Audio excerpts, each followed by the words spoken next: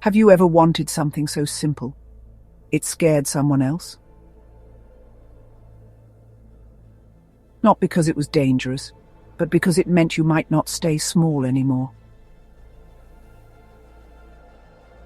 What if the thing you want most is the thing they fear in you?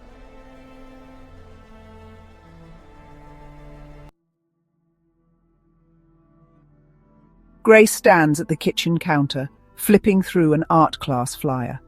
Her fingers trace the edges, a spark of excitement in her chest. She turns the flyer over in her hands, reads it again. A beginner's course. Tuesday evenings. Just 5 sessions. The kind of thing she used to circle in magazines, before life got too loud. A painting class. A chance to do something for herself. Something she used to love before. Behind her, Mark enters.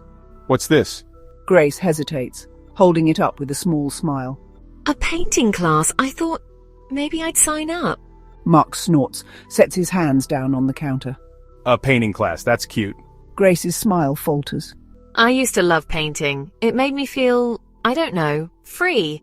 Mark leans against the counter. His smile is easy, dismissive. And what exactly do you plan to do with that? Sell paintings at the farmer's market? Maybe open a little art shop? Grace swallows. She hadn't thought that far ahead. She just knew she wanted this. I don't know. I just wanted to feel like myself again, even if it's just for 1 hour, once a week. Mark picks up the flyer, looks it over, then sets it back down. Waste of time, Grace. You have better things to focus on. Honestly, I don't see the point. The words hit harder than they should.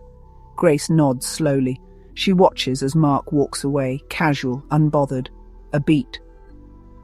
Then she reaches for the flyer, folds it carefully, and tucks it into the back of the drawer. Some dreams don't die in one blow. They suffocate, slowly, silently. It's not always the cage that keeps you in. Sometimes it's the voice that tells you you'll never fly anyway.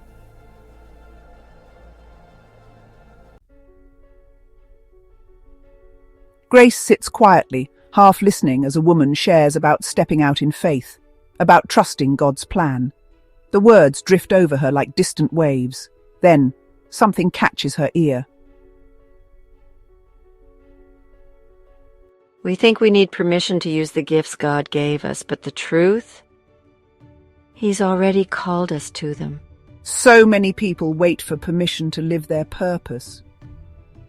But what if your calling doesn't need a cosign? Stick around, because Grace's next move might just be the permission slip you've been waiting for.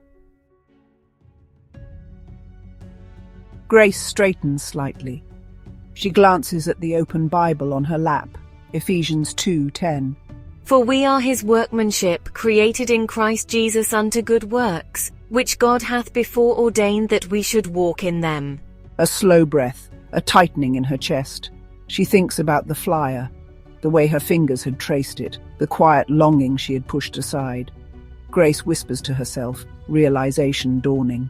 God gave me this. She closes her eyes, sees the drawer, the folded flyer, and then she sees a blank canvas, white, untouched, a place to start.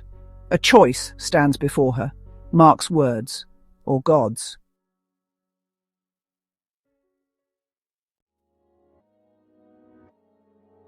When God calls you to something, the world will always give you a reason not to go.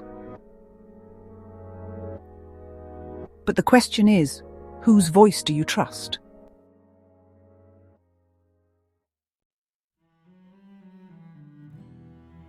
Grace sits at the kitchen table, the flyer before her. Mark isn't home yet. The silence in the house is louder than usual, not hostile, just still. She realizes for the first time she doesn't need anyone to clap for her decision. She just needs to make it. Her heart pounds as she pulls out her phone, pulls up the website. Her finger hovers over the register button. A deep breath. Then click. She didn't sign up for a painting class. She signed up to breathe again. Her smile trembles. But it's real. It's the kind of smile that comes when you stop asking for permission.